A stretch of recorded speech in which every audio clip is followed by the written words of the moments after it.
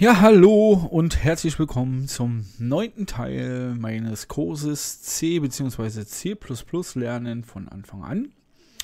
In den nächsten Teilen geht es hauptsächlich um die Datentypen.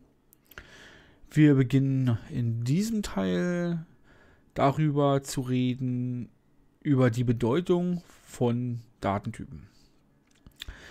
Nach unseren letzten Erkenntnissen aus den letzten beiden Teilen solltet ihr mühelos verstehen, warum jeder Compiler Schlüsselwörter zur Spezifikation von unterschiedlichen Datenformaten besitzt.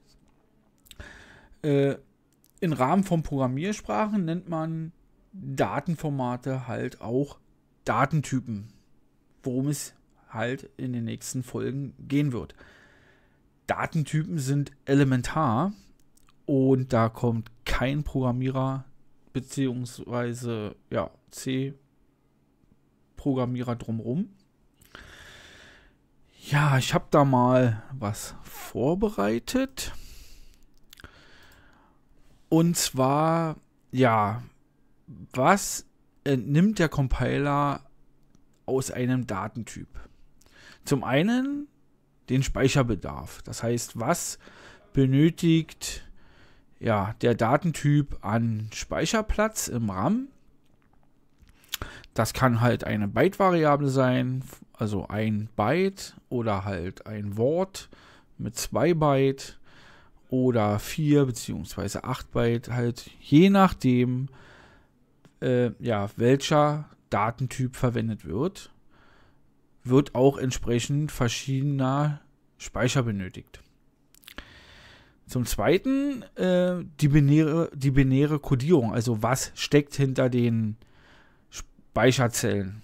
Das, was wir ja in den letzten beiden Folgen gelernt haben, also wie ist der Speicher zu interpretieren, also ist es eine Text, ist es ein ASCII-Text oder ist das eine IEEE Gleitpunktkodierung oder sogar eine duale Ganzzahl.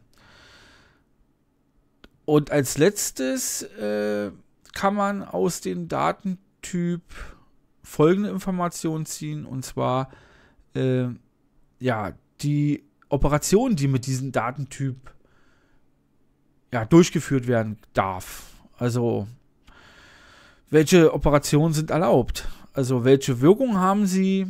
Es macht zum Beispiel kaum Sinn, Texte miteinander zu multiplizieren. Das ist eindeutig. Und solche Informationen holt ihr natürlich auch aus dem Datentyp. Ja, das sind erstmal die 3 Sachen, die aus dem Datentyp an Informationen rausgezogen wird. Ja, das war's schon wieder in diesem Teil zu der Bedeutung von Datentypen.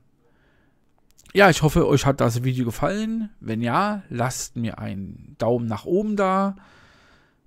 Oder am besten abonniert gleich meinen Kanal, damit ihr kein weiteres Video verpasst.